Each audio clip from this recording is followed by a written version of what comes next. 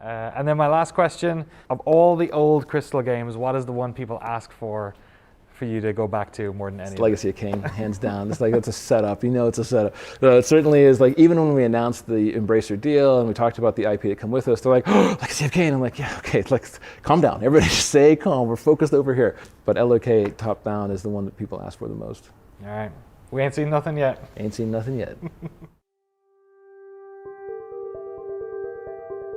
So, we can all appreciate that there's no shortage of reboots, remasters, re-releases, and remakes of beloved video game franchises. God knows Noclip has covered enough of these over the years. But when you look back at the past 2 decades of practically every classic game getting a facelift of some description or another, there's one particular holdout which has continued to puzzle fans. Legacy of Kain Soul Reaver came out in 1999 and almost immediately made a name for itself. Its impressive late PS1 3D rendering, coupled with a world and narrative that seemed self-serious but entirely believable, made it stand out in a generation with no shortage of classics. Like many franchises, it struggled to reach that high watermark again, but while so many other games, both grander and lesser, made their triumphant returns, it seemed Raziel and Kain were destined to sleep for eternity. Over the years, the Soul Reaver community has only become more steadfast in their desire for a return of the franchise, and given Crystal Dynamics' radio silence over the past 2 decades, have taken it upon themselves to be keepers of the flame. A global community of strangers who shared lore, made art, cosplayed, data mined lost content, and released patches to keep the games playable in an era where Crystal Dynamics had other things on their mind. Their faith was rewarded when earlier this year Crystal Dynamics announced that they were set to release a remaster of Soul Reaver 1 and 2. Not quite the reboot so many fans have been praying for, but a glimmer of light after decades of darkness. We will talk about that project at some stage in this video and its important part in this story, but this tale is about so much more than Soul Reaver's past. It's about its future too. The question on everyone's lips is, what's it going to take to bring back Soul Reaver? And in this documentary, we're going to attempt to uncover the future of the franchise by dissecting its 25-year legacy. Over the past year, we've taken our time to understand this story. We've talked to some of the original developers to learn how it was made, to vocal supporters within the industry about its enduring legacy, and to members of the fan community about their work to keep the flame burning. We gained unprecedented access to an archive of lost media that Crystal Dynamics have recently digitized, and we talked to employees at the studio about their hopes for the remaster and their dreams for the future of this franchise. The question we gotta answer today is, what's it gonna take for Crystal Dynamics to dive two-footed into a new, big-budget AAA Soul Reaver game? And what can the past 25 years tell us about the challenges that face such an effort? Now, we've spent a long time on this talking to a lot of people, and it's gonna take a while before all the different perspectives sort of show you the big picture we're talking about here.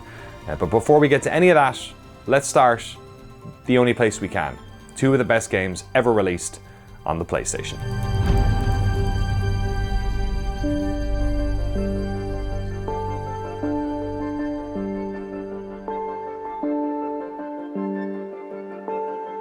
When I came to Crystal, they had just shifted the game from Shifter to Soul Reaver. Shifter was a game where you were a fallen angel and you could inhabit the bodies of various people. You possess them and basically shift through different realms.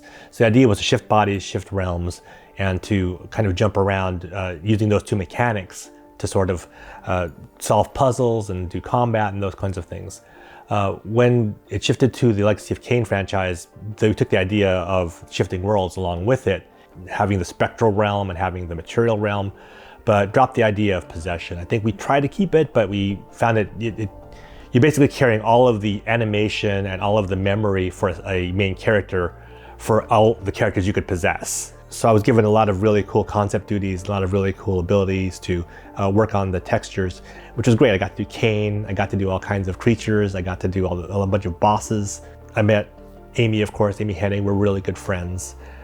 Talking to her, I was really fascinated with her depth of knowledge about things literary, her understanding of like what a Gnostic hero was. She understood the Cabinet of Dr. Caligari, she understood, Madman and a lot of different really offbeat comics, and it was really cool to learn from her. And how we incorporated all those elements to create Raziel was really a lot of fun.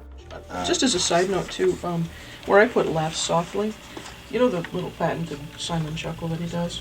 Kind of the little he did it over and over for Jayne last time. Instead of kind of just a little breath of a laugh, when he kind of goes, Oh, you want to hear? a little bit of a chuckle, yeah. I'm gonna send some more. Real subtle though. It shouldn't be maniacal by any means.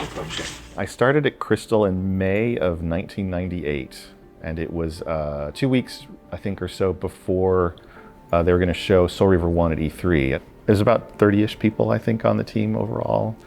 You know, it seemed like it was busy all the time that I was there, because it was, you know, I started in the crunch of finishing E3 builds, and then it was just kind of never really a dull moment. But the game itself was, you know, it was very recognizable as what it sort of, as it shipped. So it wasn't like it was a super early state, but there was still a lot of work that needed to be done too. You know, one of the first things that I worked on after I came there was like the collision for things in the spectral realm, morphing and things like that, because it was sort of in place but not really shippable. The streaming system was pretty cutting edge for the time. The lead programmer, Carl Steika, had worked a lot on that to get that in place, so that the game was, you know, could be basically one contiguous game without any load screens for the most part.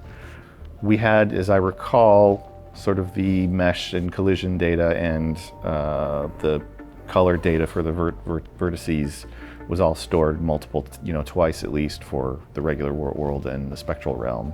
And you know, there's all sorts of fun problems, like when you would morph into the spectral realm and some wall would shift into the players where the player was to keep them from not going through the world and falling out, and other objects and stuff, sort of figuring out what they were supposed to do as the world completely morphed and changed. It was kind of an end of the PlayStation era title, where we were kind of all the, you know, tips and tricks that people had figured out over time were kind of put into play. We knew we didn't have a ton of polygons to play with in a given area, but we could ignite people's imaginations to think that there was more out there, to hint at a greater world. You know, at the very end, we were scraping for 10K of memory to be able to ship the game and make it run.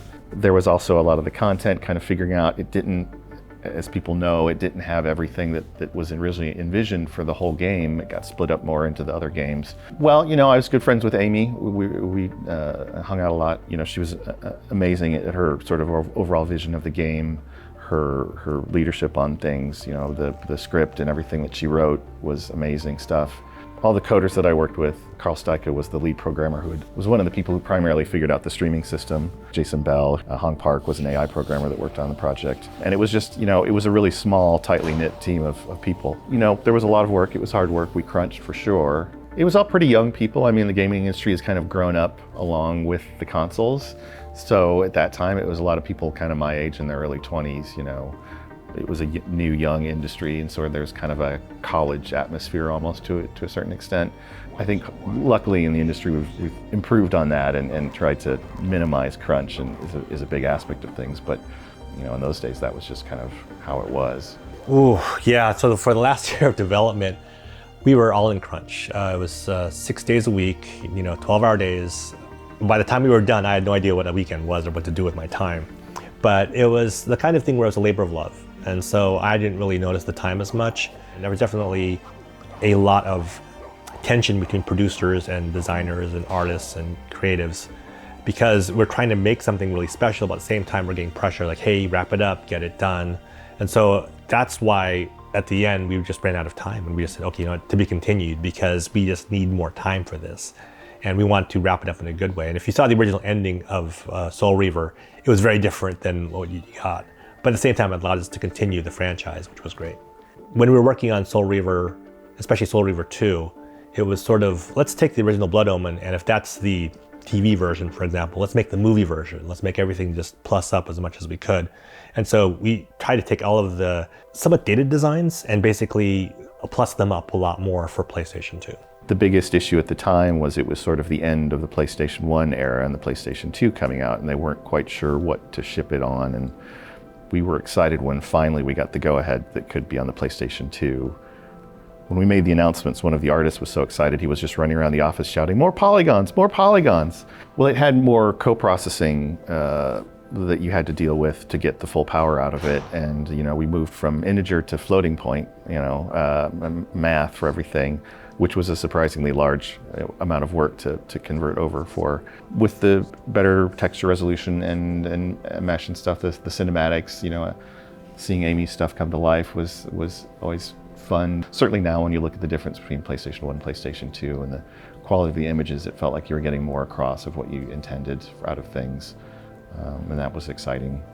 The themes of Soul Reaver they resonate a lot with people. You know, we've all been destroyed at some point. We all had to pick ourselves up and put ourselves back together again. I think people misunderstand sometimes that they think Soul Reaver is a rock and roll kind of game where like, hey, you kill vampires, you're a monster, da da da. But to me, it's more gothic. And by gothic, I mean that it takes pain and turns it into beauty. At the time, there was nothing like it. And when I was working on it, I was into a lot of different things. I was into Dungeons and Dragons. I was like into the different Japanese models and creatures of the time. Anime wasn't quite as big as it is now, so I was basically watched a lot of different kinds of anime, especially Go in the Guys, Devilman, and things like that. Things that were pretty vicious and destructive, and Vampire Hunter D. And I had taken all those things that I love and poured it into this game for a design aesthetic. Kind of throwing it out there and assuming an intelligence, an artistic intelligence, an emotional intelligence, a literary intelligence to the player, that they would get it. And the people that did get it would really be into it. Because that's what I was into when I was a kid too. I wished that I had a game like this. I mean, I think it's a game that lends itself to passionate fans because it has that sort of interesting world, the mythology that was created behind it, the world building, the characters, the great writing that Amy did on the Soul Reaver games, the story, the complexity of it, the twists and turns, lends it something that I think people would can dig a little bit deeper into than a straightforward, just kind of regular action game.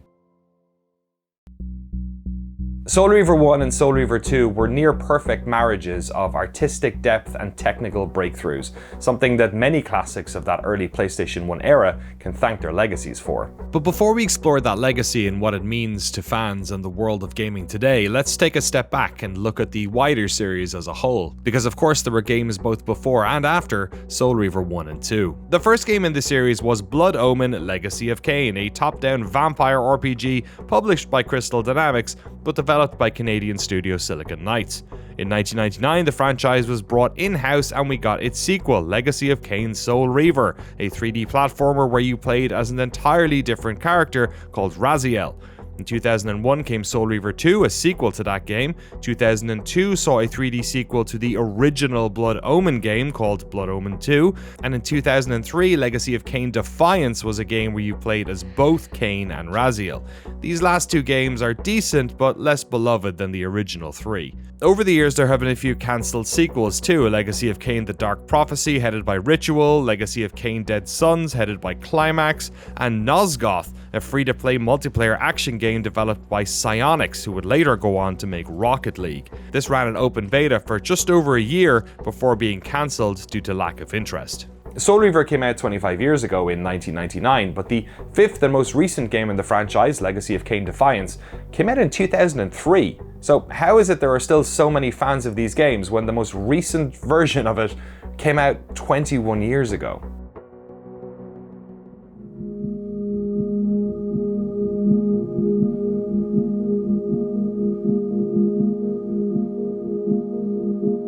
Back in the olden days, before I worked on games directly, I was a video games journalist for print magazines initially. Even from my POV, Crystal was, for me, Gex, Tomb Raider, and Legacy of Kain. That's, if you think about Nintendo and you think about Mario, or you think about Sega, you think about Sonic. It was at this weird tipping point for the games industry where we were going from cartridges with sort of obviously limited memory, but also limited scope on what kind of game you could put in the box. And we were getting into what we used to call multimedia, where it was CD-ROM games, and it just really opened up, especially storytelling. So Blood Omen for me, apart from being just a sort of generally attractive genre, it was a sort of action game with RPG pretensions, but set in this like cool gothic vampire universe. It was about atmosphere and storytelling initially. The sequel, the Soul Reaver sequels, really radically changed what the game was about. And ironically, they made it much more about sort of third-person action, exploration, traversal is what they call climbing and jumping nowadays. But it did it with the same sort of storytelling ethos, which was just to tell a big, dark, grown-up story with philosophy, genuinely compelling characters, a genre and a narrative that people connect with. I didn't know about Blood Omen when I played Soul Reaver. I didn't know about the story of Cain, so for me, Cain was the villain. Cain wasn't the hero. I didn't come into this knowing that, you know, what had happened before and the choices that had been made at the Pillars, and it was just like, this guy looks really mean. He looked like a I was trying to think what he looked like. Looks like a baddie. Yeah, he just looked like a baddie. No, he looks like Ivan Ooze from the Power Rangers movie. Is what he looks like. But he just looked really, really kind of devilish. And Raziel is just a badass. He's just an absolute badass. Essentially, what we were seeing was a guy spending hundreds of years basically just having his body torn apart. And afterwards, he picks himself up, finds a sash. He's like, yeah, cool, I look cool now.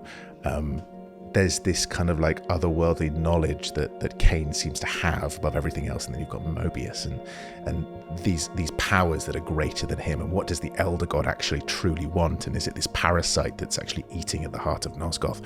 Just these kind of huge, incomprehensible images that make Raziel seem so cool and so helpless at the same time. And I think that's why he's both a badass and kind of pathetic in a way, that makes him one of these characters that I think still stands up as one of the great all-time video game characters.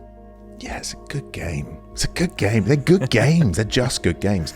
Some people would say, oh, that's a really great story. And sometimes, well, maybe it's not the story that's great. Maybe it's the storytelling. I remember Half-Life 2, which is one of my favorites. It's not a really complicated story, but the storytelling is so great. I think what was neat about Legacy of Kain, not only was the story very rich, Soul Reaver did such a great job at its storytelling as well. Acting in games, performance in games, you look back on that kind of PS1 era and it wasn't great, but this was. And I do think that the opening to Soul Reaver is probably still one of the greatest video game openings of all time. I still go back and watch that opening regularly, and I can't believe how well the whole thing just stands up. Yeah, whereas with Final Fantasy, you'd imagine the voices. You didn't really have the voices to play off. You had, you had Michael Bell and Simon Templeman doing these just incredibly theatrical performances that also felt really real and really raw. The descent had destroyed me, and yet I lived. It makes perfect sense to cite Tomb Raider as the kind of predecessor to it from a gameplay framework standpoint because it's Crystal Dynamics. But what you are doing is going through these kind of rudimentary 3D spaces, looking around you and looking at the objects in this space, figuring out how to progress forward. And usually it's some mixture of moving blocks or pushing architecture. The kind of unique selling point and the really mind-blowing mechanic for Soul Reaver that made it unique was Raziel's ability to transition between the spectral and the material realm. So it's kind of quite an advanced gameplay design set of systems, but that's the kind of core chunk of it. It's traversal and platforming. However, there's also combat in between there, and there's just almost like this awkward dance where you're kind of strafing around the enemies and finding the right moment to like lunge at them and hit them. The gameplay loop, as it's known these days, isn't as streamlined and as slick as it is these days, but it still has enough of a connective tissue to make it quite absorbing and like engrossing.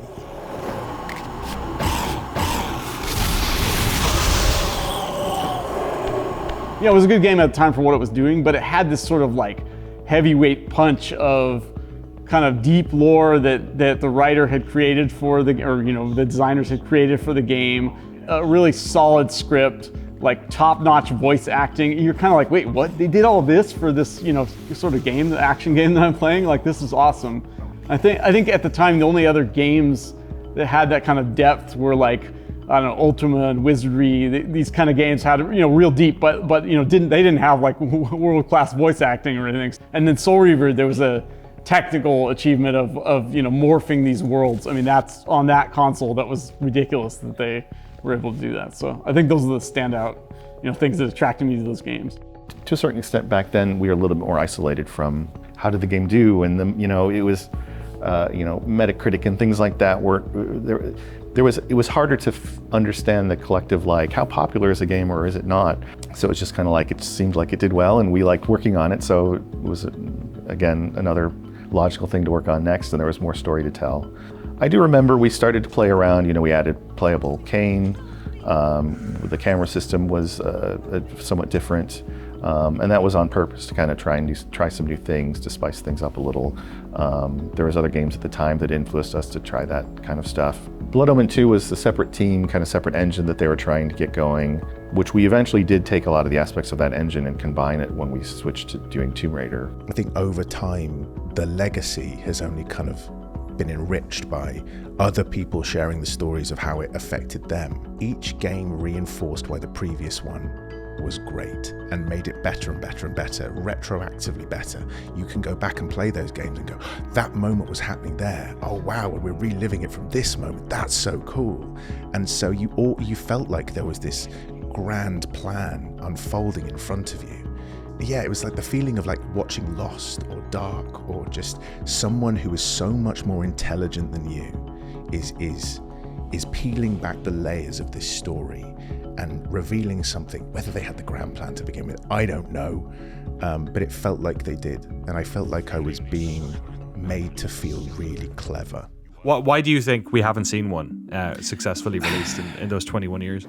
I mean, I think we haven't seen one for a lot of reasons, and it's hard to pin it down to a specific thing. I think it's a lot of like, there was a point where these kind of games, they became almost oversaturated, primarily also because post Soul Reaver, it was diminishing returns, in that I personally feel like there was some mishandling of that franchise, with obviously multiple teams had different ideas of what it should be, and then Soul Reaver existed at the same time as Blood Omen, and Jayne and Raziel were happening at the same time, and there was like this divergence, convergence, and it became very messy. And I think the lack of direction and the lack of vision for the IP as a whole is what led it to becoming this thing where it felt like it's too complicated. Let's just chuck it in a vault and move on, because Lara is way more important.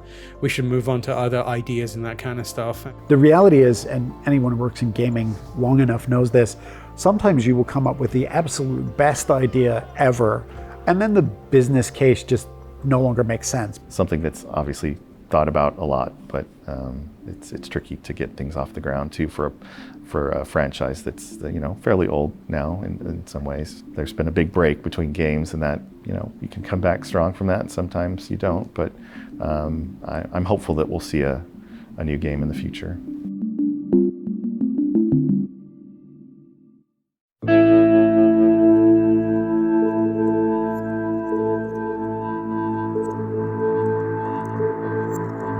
For over 2 decades, a disparate network of Soul Reaver fans have managed to keep the flames of this franchise burning.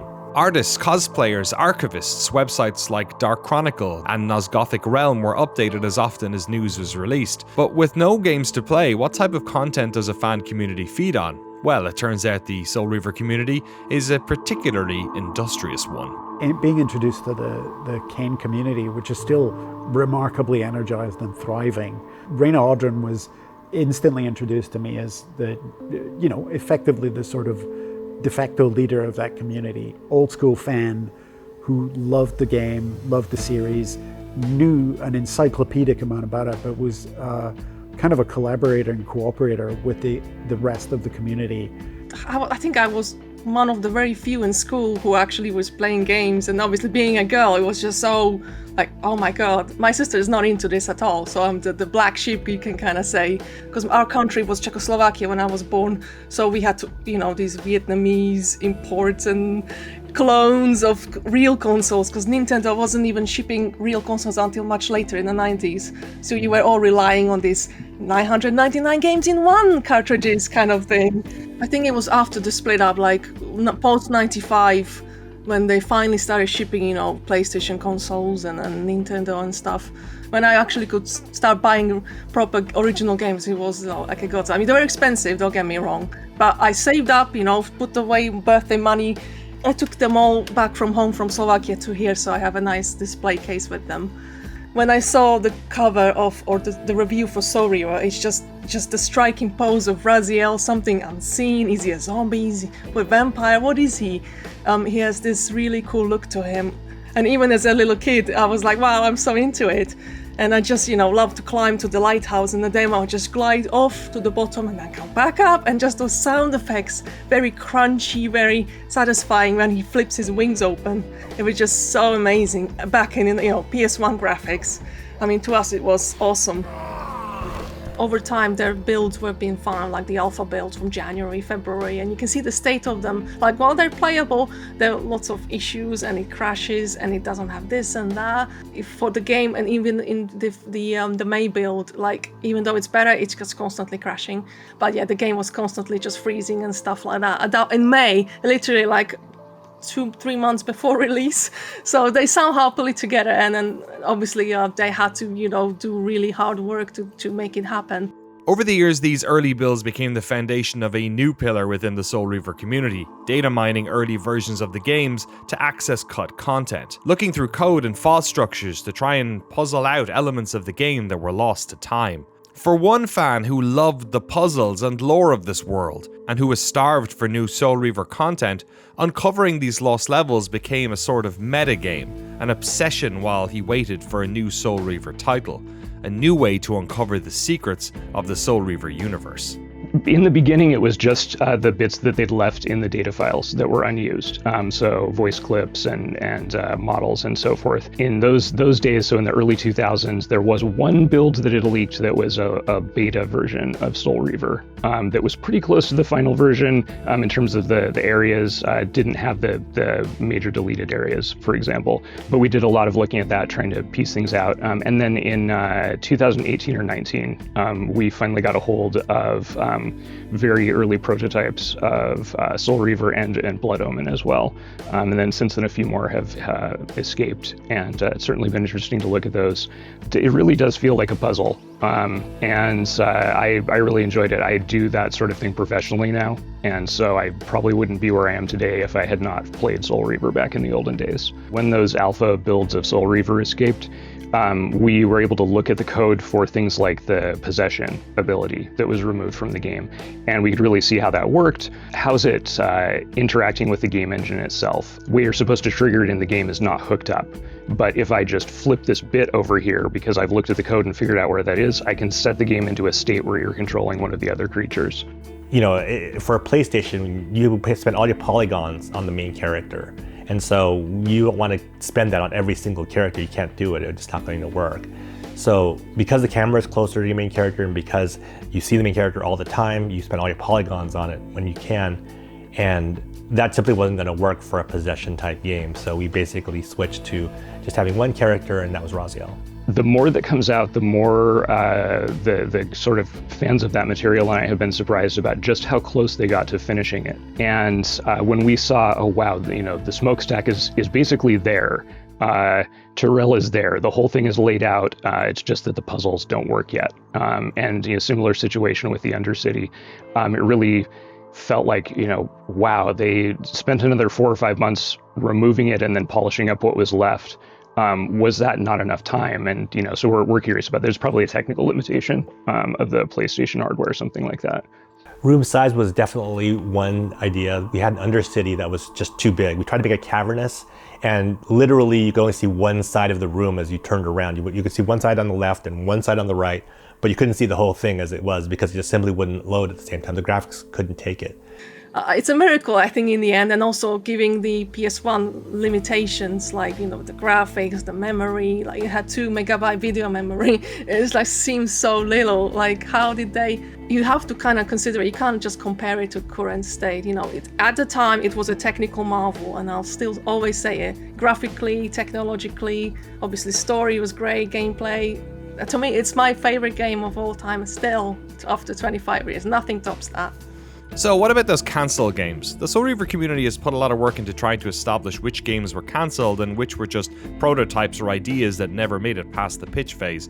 Perhaps if we can get a better understanding of why these games never materialized, we can get a better understanding of the difficulty this franchise suffers in trying to come back. The Dark Prophecy is the first one that we discovered. That one, as I understand it, was sort of outsourced to another studio. It had the look of the series from what we've seen from screenshots, but there was some kind of disagreement over the story, which seems to be a common theme in all of the sequels that were never released.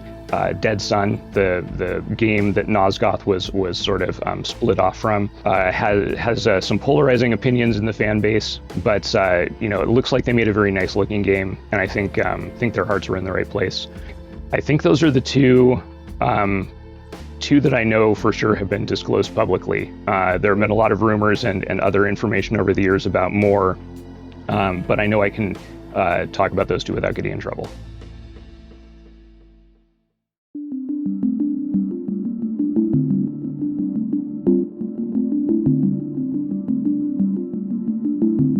When we filmed our Crystal Dynamics documentary in 2022, the studio allowed us to film footage of a physical archive of development materials that folks at the studio had chaperoned through time. In it, there were design documents, scripts, and concept art from dozens of Crystal Dynamics games.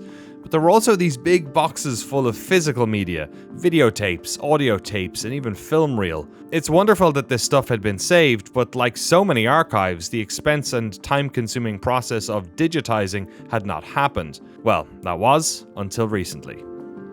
In some ways, we've completed the hardest part, but we're sort of in the middle of a process of de-archiving material. We're lucky. A lot of studios, even with beloved IPs, make the game, ship it, put the stuff in a box, and either lose track of it or throw it out. We're lucky in a sense that somebody over the years kept a pretty decent archive of physical stuff. We've got old comic books and binders full of story bible and script material, but also digital stuff. And when I say that we're finished with the hardest part, it was the de-archiving of the digital collection.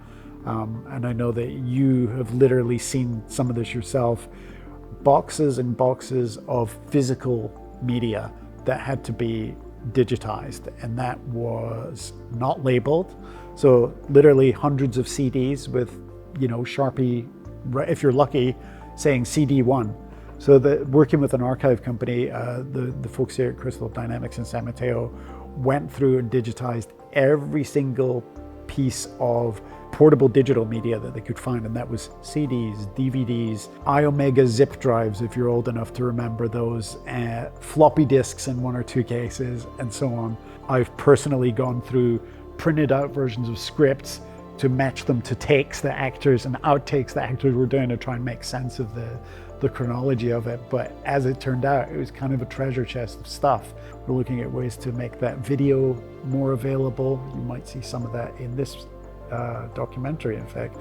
Firstly, discover what it is that we're sitting on top of, and then secondly, making sure that the fans get to see it. There's no point hoarding all this stuff and keeping it secret. So in finding it, like, we had an obligation to crack it open, and it's been a long, expensive process, but I think it's well worth it. We've already found some genuine surprises and treasures in there. Here's a big crate. It's got one sticker on it that says LOK, so I think that's what we're looking for here. Okay, this is mostly tapes, beta SP tapes. There's a piece of paper here that has just a file structure on it with tick boxes. I think this is probably the digital stuff that we're gonna get a copy of. It's all in 720, it looks like. 60 frames, so I guess that's how they captured it. Voiceover, it looks like. SR2 VO5. So there's Soul Reaver 2. There's a lot of them. Pickups. LOKD, so that's Legacy of Kain Defiance, presumably. BO2 commercial piercing. They did have some really crazy ads for Soul Reaver, so I wonder if some of the stuff is in here. At a time like this, blood, always blood. Find your dark side. Blood Omen 2 by Eidos Interactive, rated mature. Kane PC, startup and credits. Soul Reaver 1 Extra, Soul Reaver 2 VO sessions. Kane cinematics from the Sony, it says. Soul Reaver 2 Trailer 1 long version NTSC. Soul Reaver 2 Trailer 2. Man, there's so much stuff here. DAT tapes. I haven't seen a DAT tape in forever. Look at these little things. It's like an audio format. Male generic vampire hunter. They kept a lot of the audio tapes. I wonder how useful any of this would be in doing a remaster. Presumably audio on a PlayStation is fairly compressed. But then also, do you spend all the time to go through all of these and find the original lines they use? Like, probably not, right? It is really cool that they kept all this stuff anyway. Raziel. Raziel. Raziel. Sounds good in here. We wasted 3 of them. Well, I can give you those again. Oh, really? Yeah. Soul Reaver auditions. Wow. I wonder who they auditioned. Okay, we need to talk about this. So there are over 30 hours of DAT tapes in this archive, and I spent months going through them, trying to find choice cuts, let's say. A lot of them are just the recordings of the various Soul Reaver games voiceover sessions. But like I said, some of these were auditions, and Soul Reaver being a game that was made in California, it probably won't surprise you that they auditioned dozens of people for all of these Soul Reaver games. Practically every person I'd ever heard of in the world of voice acting has an audition for one of these games. The auditions for the Soul Reaver games have some incredible names in there, like Maurice LaMarche from Pinky and the Brain, Richard McGonigal, who played Sully in Uncharted, Katsushi, aka Phil and Lil from Rugrats, auditioned for Uma in Blood Omen 2. Tom Kenny, the voice of SpongeBob, even did a few versions of Faustus for Blood Omen 2. Well, well, our Lord was correct. You are alive. Do you remember me, Kane, who served you so well? If voice actors don't tickle your fancy, then how about characters from the stars? Both Wars and Trek. Mark Hamill as Janos. You must delve further back into history, Kane, to know the truth of our heritage. Long ago and long before I first walked the earth, vampires were godlike, and our kind ruled the land. Robert Picardo as Mobius. Raziel. Redeemer and Destroyer. Pawn and Messiah. But don't worry, that is not the craziest thing that I found on these tapes. When you think of late 90s PlayStation 1 games with iconic voice acting, what games do you think of? Well, one game in particular came out 12 months before Soul Reaver and had a murderer's row of incredible English voice actors who were more than willing to audition for this creepy vampire game. So let's, for a second, just imagine an alternative universe where these Soul Reaver games are voiced by the cast of Metal Gear Solid. David Hayter, Raziel. Kane is deified. The clans tell tales of him. Few know the truth. I'm Raziel, firstborn of his lieutenants. This is Ariel, Jennifer Hale. Your madness has shattered our dreams and blinded you. There is nothing left of me to fear, vampire. No, Kane. Once more, you underestimate me. The dark gifts manifest differently in each of us. Kane is deified. The clans tell tales of him. Few know the truth. Raziel. I know you, Raziel. You are worthy. Would you have liked to have lived in the David Hayter version of Soul Reaver reality? I'm very, very glad that I live in the Michael Bell. I'm one of those people who I cannot think of anything more perfect than those two voice actors being Raziel and Kane. Mobius trawls for the ignorant and unwary, hauling his gasping prey from the streams of their destinies. Stay out of his net, Raziel. Spare me your elaborate metaphors, Kane. I have pursued you here for one purpose. You will pay for your betrayal, and balance will thus be restored to Nosgoth. And whose will is satisfied then? The will of Mobius or Raziel? Would I be better manipulated by you, Kane? Now, turn and face me. The chase is over. Those voice actors were, I think, pitch perfect, incredible. The artistry and the craft around video games in every single aspect, including the way that they're performed. Lies, Raziel. Do not be deceived. my ancient benefactor, and I dared to hope we had parted ways forever. Your silence was refreshing while it lasted. No doubt you have a conveniently inexpressible reason for your presence here. Do not be insolent, Raziel. I am eternally present, here and everywhere, now and always. I am the still center of the turning wheel, the hub of this world's destiny.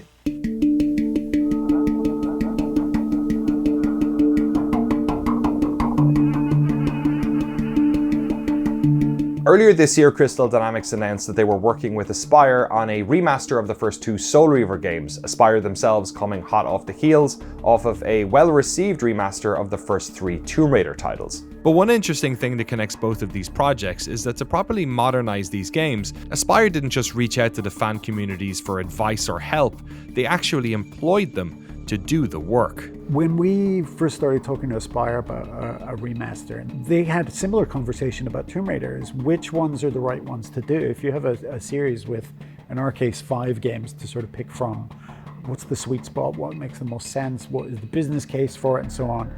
Soul Reaver 1 and 2 tend to be the ones that people's memories just first jump back to, so it was an easy starting point. I think you get the most value for money out of remastering something that is a 3D action game. Blood Omen 1 and 2, it's 2D, sort of quasi-isometric viewpoint, and not a modern gameplay style as we think of it. But Soul Reaver 1 and 2 not only had the sort of instant fan connection and recognition as the sort of center of that collection of games, they also had the most opportunity to be improved without changing too much. Reyna, whose real name is Monica, by the way, Reyna Audron is her sort of nom de plume in the Kane universe, is also a talented developer.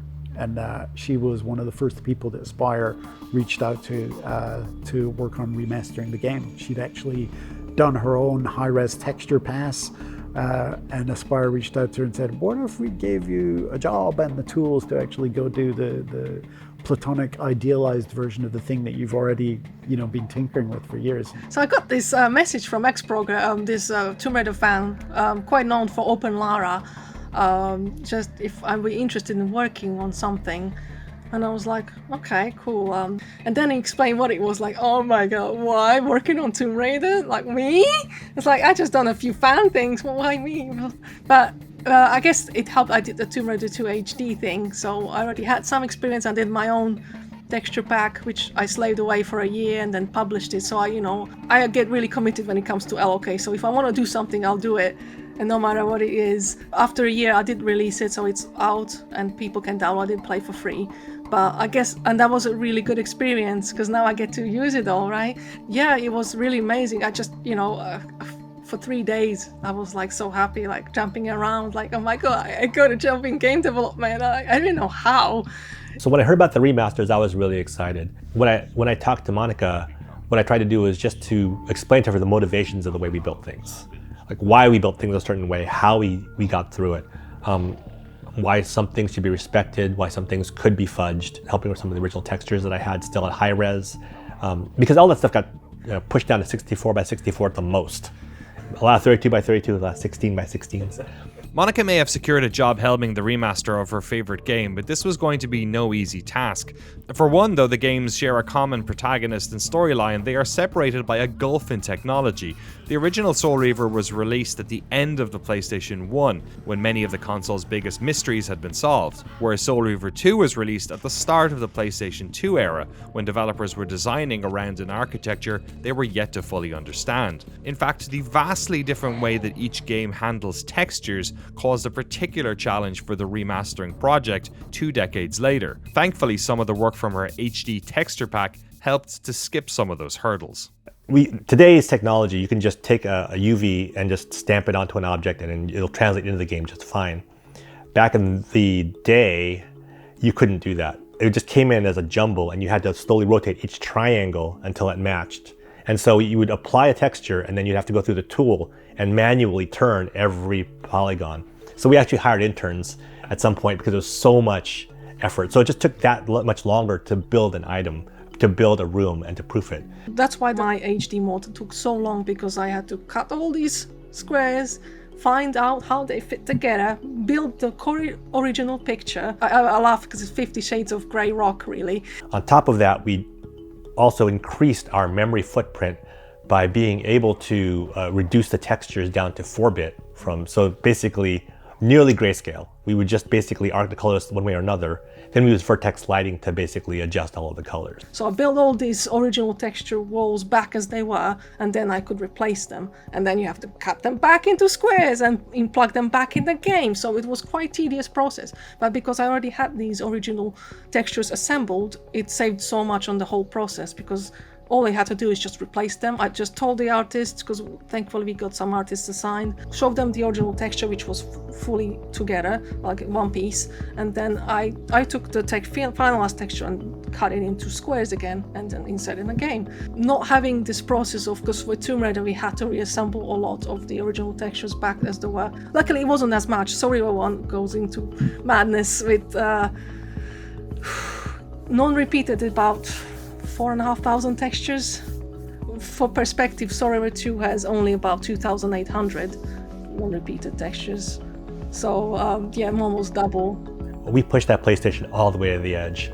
CD speed, which I think was double speed back then, 4 megabytes of RAM. With streaming, with technology that was developed for it, we were able to take all of the memory and put it into the room you're in, the room you're going to, and the room you left behind.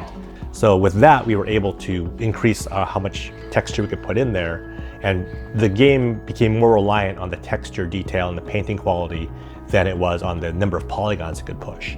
And with that, we were able to really create an illusion of a beautiful area that's, everything was handcrafted and painted and things like that. With the second game, the textures are actually really good quality, as I said before. So they're mostly 256s, so we basically, it will not be feasible for me to do both. Soul Reaver 1 needed the extra treatment, but Soul Reaver 2 already looks really good, because Soul Reaver 1 is a PS1 game, and when you switch between the graphics, there's quite a big difference. But Soul Reaver 2, it already looks decent enough for PS2, so when you switch, it's not that much of a, you don't get hit in the face like, wow, this looks so cool. So it's like, oh, this looks nice kind of, thing. So I hope people won't be disappointed. It's like, we had limits, like, Soul Reaver 1 actually looks better in some cases for textures, because the rock wall or floor had like 16 tiles, let's say, but in Soul Reaver 2 it's the same tile, which is 512 by 512 and stretched, and there's no way to fix it, because the game works like that. That's how it is. They kind of took some shortcuts with that,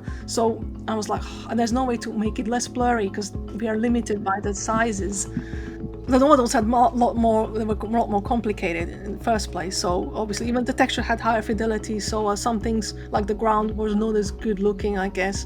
But obviously still better than Soul Reaver 1. I mean, I'm only comparing the HD because I could replace the 16 tiles and each tile is 512, so it looks better or sharper in result, but I'm like, oh, I wish I could do something more with Soul Reaver 2, because the grounds looks a little bit blurry, but there's nothing more we can do to improve it, because it's a remaster. We're bound to the constraints of the original engine, so we can't just suddenly inflate it. It's gonna have dynamic music. We restore the day and night cycle. We have new HD models, obviously new textures. Don't worry, I didn't just reuse everything I made before. I reworked a lot of it. Restored the dynamic soundtrack was like big one, like you have to have it. It took a while to do, we have really skilled team members who did decompilations of Soul Reaver 1 build. Thanks to that experience, it made it possible that we did restore the soundtrack and it works perfectly. I'm so happy. Another bonus from the archiving project was the ability to find classic and bonus content that had been lost to time. The PS2 version of Soul Reaver 2 came with a DVD of extras filled with concept art, videos, and behind-the-scenes content that the PC version of the game never had access to. Getting as much of that as they could onto the remaster meant a lot of translation work. But even more interesting for fans of game history is that in that archive Crystal Dynamics had digitized were early builds of the game, and this was definitely content that Reno wanted to include. We found that I was given access to the archive with all the goodies, and wow, it was 2 terabytes of it, and several folders have actually the complete levels from the game, because obviously the game came out with like 1/3 of the game cut. But we found all these levels, we slot them back in. I even found out like the puzzles, how they kind of work. That you're supposed to flood this giant room and you pull the lever and it actually works. They cut these things, I think it was in March. It was that or not ship the game, so they had to do that hard decision. I'm really glad to see that the players today will get to play these levels. Obviously in just, kind of not fully finished state, but you can actually walk across them and see the architecture and what the plan was, because they all slot together and it's amazing. Like it's like a dream come true when being able to see the enemies, the bosses, Turel and the priestess, and just being played through the smokestack. I'm like, oh, it's amazing. It's like wow.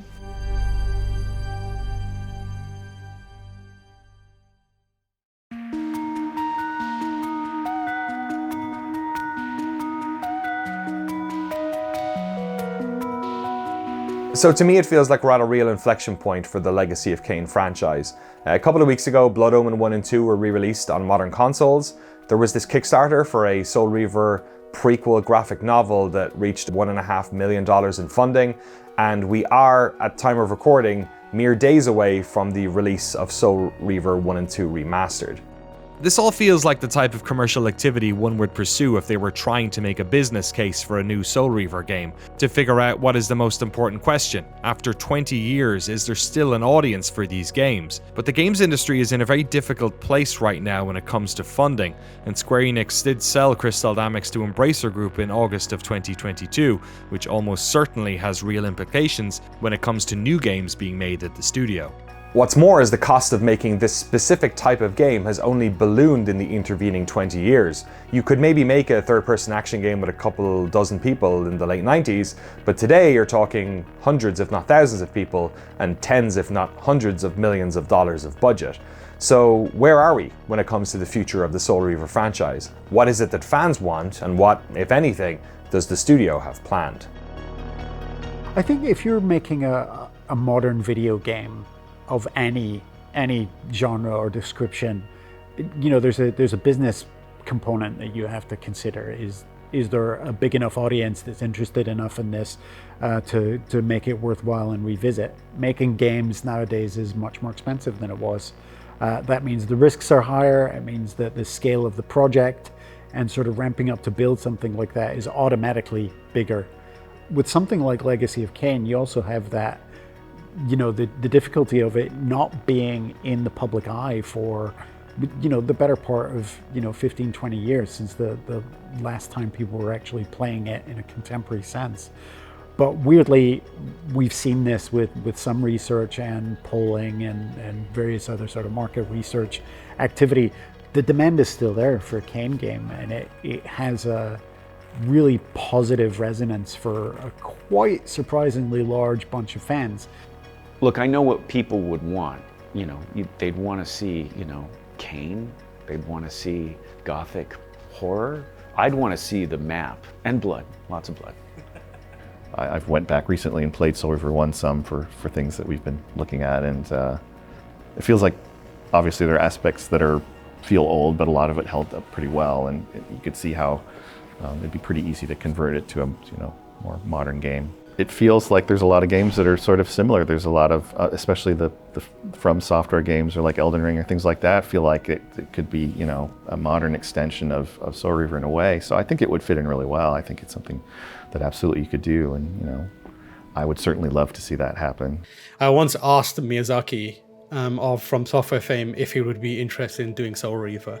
I was like, oh, what's your dream project? And I think he said like, some sort of D&D sorcery thing or Ultima or something like that, and I was like, hey, actually you should do Soul Reaver because here's why. And I basically presented that to him, and he was like, sure buddy, I don't know what you're talking about, but shit, that's whatever you're talking about for you. We found in talking to fans, even really hardcore fans who are very focused on one aspect or other of the game, when they talk about Legacy of Kain series and Soul Reaver, they are usually talking about the world. They're talking about Nosgoth, they're talking about the characters that inhabited that world, they're talking about specific locations, they're talking about things that a vampire could do. Very seldom do we ever have people you know, regale us with tales of this tricky, weird pixel jump where it was hard to get the camera to look behind you. So what they want to do is clamber up the interior of that castle that they remember fondly, and battle, you know, either undead revenants or vampire hunters or whatever they're doing in the story at that moment. But they really are talking about it as if it's a universe rather than a specific gameplay genre. I think the challenge in bringing the story to the modern day is figuring out whether you want to tell a new story or a direct sequel, reimagine the one that's already there. But whatever you do, being authentic to the characters and the philosophy and the stuff that Amy Hennig and the team built back in the day, because that hasn't really dated. But the characters and world invention is perfect and ready to be re-explored in that sense. If I'm to consider and treat this like remaster that is being headed up by Rainer as being a kind of like putting the toes in the water, I think that's a good move. My ideal would be a full-on remake, a reimagining of Soul Reaver as a starting point. I feel like it doesn't have to be a major open world game. I think that you can take what it is now and build upon it in the same way that Bluepoint did with Demon's Souls remake. Like, I don't know if you go on and create new stories, I definitely would love to see that. But that's something that I think it depends on the success of whatever happens before it. Hopefully the collection, the remasters, will bring people back on track, make them remember, because many of them didn't play the games for a while, or they can't because they're not available. Some people say we should continue with, you know, what happened after Defiance. Some people think they should remake Soul Reaver 1 or Blood Omen 1. I mean, there's, you know, you can do a lot, but just do it right. One of the challenges of Soul Reaver was the intricate story. From Blood Omen to Soul Reaver 2, to Defiance, there's a lot of story there. And unless you know those storylines really well, it's like unboxing or untangling a box of wires. And so that can be really challenging in and of itself. But yeah, I would love to see more with the new characters. You know, I'd like to see Cain continue. I'd love to see any of the other brethren explored, or any of the other storylines. They add new characters, create new characters. Raziel wasn't the only one. He came out of nowhere, right? Because there was Blood Omen, and then Raziel came out. So I don't think we have to stick with Raziel. He's a great character. Let's make a new character. Let's make other characters that are pretty badass too, and see what they can do and explore that as well. I think these games are perfect to be reinvestigated. You know, I think this is a world that is incredibly rich and characters that are so well drawn. And I don't think the story is over. Whenever you write a story, it's like you've got the world exists, Nosgoth is there for the taking. But you also have these two characters, Cain and Raziel. They have this cosmic relationship that can be explored at any point, and they've given themselves the greatest thing, which is timelines and time. You've got a playground there. You've got so many gaps of like suggested story that haven't been explored.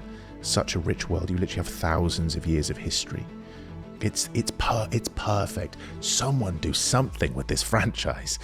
The fact that you're making this documentary now, the fact that there are going to be so many people speaking so highly of it, shows that there is a voracious desire for this franchise to exist again. When you remaster something, and Tomb Raider just went through this with a very successful launch of the Tomb Raider remastered series, you get a lot of data. And I hate to make it sound dry and boring, but you find out how much energy is out there in the market for something like this. And we knew that they were going to be excited when they find out what we're doing with the remaster. But that also cracked open the question of, when are you going to make a new game? The germination of that seed will likely be energized by the sunlight of just putting it out there again. It's kind of a miracle when any game gets released, let alone a sequel to a franchise that's been dormant for 2 decades. So who knows if this is just another false start for all those fans who have only gotten older waiting for this rebirth. Or perhaps this is the way it was always meant to happen, a triumphant return right at the moment when it felt like the last flicker of hope was about to be snuffed out. Something darkly poetic. I mean, come on, what could be more Soul Reaver than that? Okay, send us a kiss. That's amazing. A kiss? Yeah, A Reaver kiss? a Reaver kiss.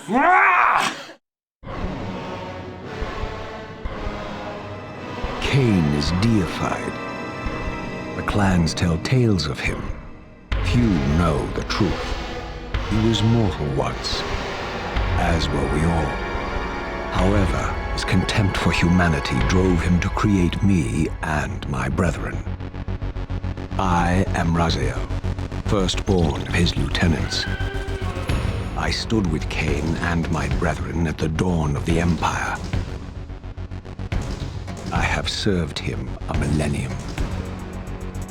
Over time, we became less human and more divine.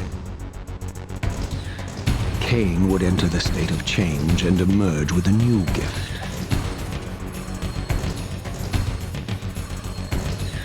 Some years after the Master, our evolution would follow, until I had the honor of surpassing my lord.